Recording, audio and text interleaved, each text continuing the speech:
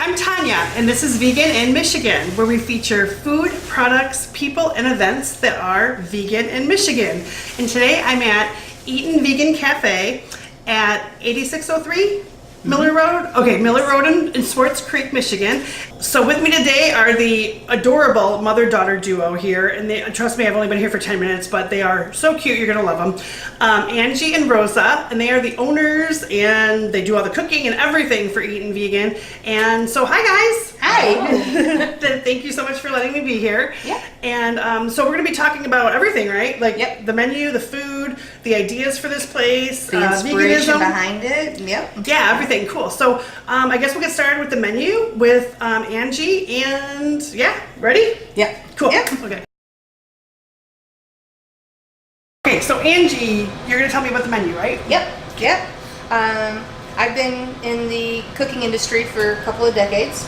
I've had my own places. I've also worked with other people. I've been everything from just a regular prep cook all the way up to a chef. I developed everything as far as our menu for here. I do a lot of stuff that is from scratch because I'm gluten-free, and so we are vegan #1, but we also accommodate several other special diets. We accommodate the gluten-free, the low sodium, people who are just wanting to eat healthy and everything that aren't necessarily vegan, but we are completely plant-based. We don't have anything that comes from an animal in here, Nice. not even honey. So Yeah. everything that we have in here is completely vegan. Fun. Well, a lot of people come in here with the idea that when they come in, it's going to be, salads, Right. type thing. And they look at my menu and they see black bean burgers, they see turkey and cheese sandwiches, they see, hummus and chips. You want something fast to go. Yep. All of our soups. I have several really nice wraps that are, I have one that's a Santa Fe wrap. It's kind of on the spicy side. You can have it on, I have several different tortilla shells you can have it on. We don't do high fructose corn syrup drinks in here. I do not have a pop machine. I never will have a pop machine. We offer teas, black teas, green teas, the naked juice line, which is all juices. They call them smoothies and stuff, but it's just the fruits and the vegetables. And the sweetness comes from fruits and vegetables. There's no additional sugars or anything. When I bake vegan first and then gluten-free. I have apple and cherry and peach crisps. I have cheesecake. I have I don't have it today. I often have like no-bake cookies, chocolate and peanut butter no-bake cookies. Just yesterday, actually, I had a gentleman come up and said that he had bypass surgery and that he was told no more red meats or anything of any kind. And they came in, and I happened to have meatloaf, and he came up and he said that was delicious. I thought I would never be able to have meatloaf again. Yeah. He said that's one of the nicest things. He says that you guys actually have things that are similar enough to what I was. The gentleman was probably early 60s kind of thing. So he's had meatloaf all his life as meat, Yeah. and it makes it easier for people to transition to a vegan lifestyle and a vegan meal if it's familiar as far as textures and flavors and things.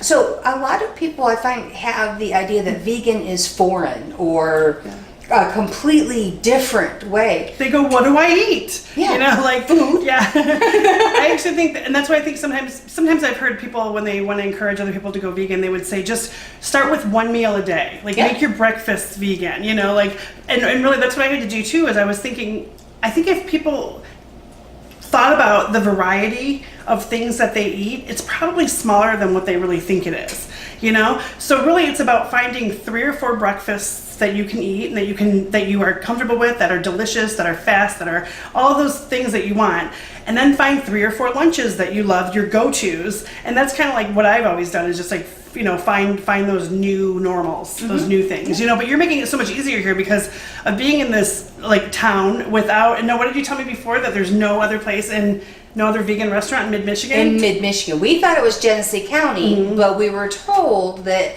in mid-Michigan, that you either have to go way down towards Detroit or way up to like Saginaw, Midland kind of thing. But they're saying, because some places say they have vegan options. Yeah. If you are making that vegan food, on the same prep table that you are also cleaning meat and cleaning shellfish and doing all that kind of stuff. The cross-contamination thing is real. Yeah, it's a big concern for a lot of people who are vegan, for sure. Yes, and it's one of those things where people don't think about the fact that vegan option doesn't necessarily mean it's vegan. It might be a meatless option, but it doesn't mean it's a vegan option. I have a Facebook page. It's Eatin Vegan Cafe on Facebook. Every day I put what's on the menu today.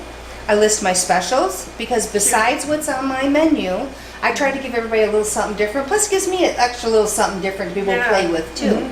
And then bring back your favorites whenever you need to or whatever. And we get a lot of feedback too from people that way. And as a matter of fact, I have a chickpea salad that has become so popular, I'm thinking about putting it on the permanent menu. Oh, nice. So, that's smart. Yeah. So if people are wanting it, so when I have it and I'm selling out every time it's a daily special and everything, or I have people calling, when's the next time you're going to have a chickpea salad, you know? Nice. And so it allows for me to be able to find out what they're really wanting, and it allows for me to be able to put stuff on my menu on a permanent basis so that they can come get it.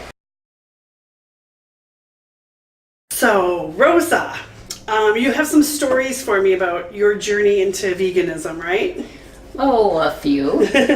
I first watched the documentary, What the Health, and after watching What the Health, it was soon followed by Forks Over Knives. A classic. And it opened my eyes to a lot of the cruelty that is part of getting meat on my plate and getting eggs on my plate and getting milk on my table. And when I learned about it, I wanted to find more and more.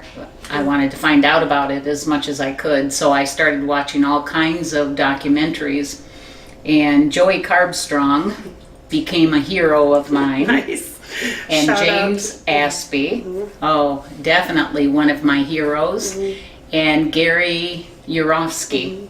Between those three, I watched some of the things, some of their videos, and I became appalled that I could continue to eat meat and know this information. And the truth is I couldn't. So as soon as I watched all of these things in one day, and I immediately became vegan because I am an animal lover, and to see the suffering that those creatures go through in order to produce food for me, I knew that I could never eat another egg, I could never drink a glass of milk, I could never eat another hamburger or steak without thinking of the amount of suffering that went into that. So I became vegan overnight. There was no transition period. So yeah, and I just think it's education too, because I think that like some people it takes a little bit more, and some people, one of the saddest things that I encounter is that when people don't even want to know anything. So like that's like the hardest wall that I hit with people, I think, is like people who they're like, I don't even want to know. I don't even want to know. I have It's like, I have friends that say, oh no, don't tell me, I don't want to know, I like meat too much. yeah. And okay, I'm not going to force them to learn about it.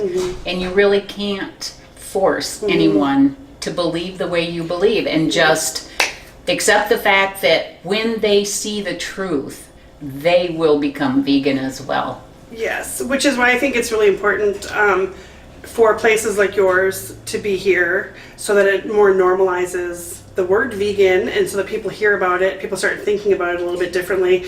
Because I think actually James Aspie, who you mentioned just now, when I saw him, I got to see him live last fall, and he talks about like a wall being, and so does Joey actually, like a wall being built up, and just like stacks of these reasons why, reasons and excuses why people don't want to go vegan, or they don't want to hear it. And so if you break those down one at a time, then eventually there's nothing left of their argument, and they start sort of opening up their eyes a little bit, because people are animal lovers, like you said. You know, like people, they want to love animals.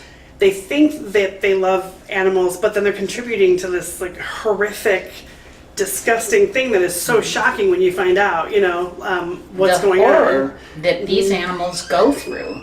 And I know some people truly believe that animals don't think, or they don't feel, or they have no emotion. And that is something I could argue every day of my life. If you have a dog, if you have a cat, if you can see the joy on them from the tip of their nose to the tip of their tail when you get home after being gone a while, and you can only be gone for 10 minutes and you get the same reception as if you've been gone for hours. They love you. They are so happy you're home. And don't tell me that they don't experience emotion. Yeah. You know, every animal I've ever seen experiences fear and joy and love. I mean, look at this picture right here. If that isn't love, I mean, that represents love to me. Well, tell me about that. There's a story, as soon as I walked in and met Rosa, she would tell me a story about this particular poster that is on display at Eatin Vegan.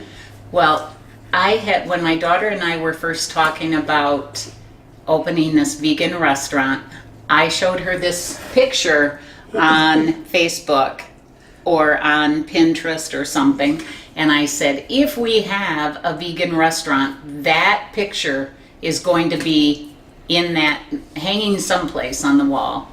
And so we went through all the steps of opening this place, and there were a lot of steps, believe me, before we actually got from the planning stage to our first open day. And the day we opened, she had a surprise for me. She had sent the picture off to the printer to have it made in a poster size, and it was a special surprise she had for me the day we opened. That's so sweet. And this is a cow and its baby calf, and of course my daughter and I, mother and daughter, so it has a special representation to me. Yeah. But it represents the love between a mother and her child. So that is so cute. I love that. That's adorable. Little mascot here, right? Yeah. So cute. Well, it's important to like spread the word and actually like have something to share with people, I think, and like again start planting seeds is a good way to say it, you know. Yes. And that's actually why I I'm plant doing seeds every day to every customer that comes into this restaurant. That's great. And I don't try to convert them on the spot, but I do give them a few things to think about. Yeah, So that's great. And like that's actually why I'm doing this video series. I just wanted to be a positive voice for veganism, and I thought there are a lot of cool things going on in Michigan, and so that's why I'm here. So, but I'm really glad that you got to share your story. So thank you. thank you for doing this, Thanks. helping to share the word. Thanks.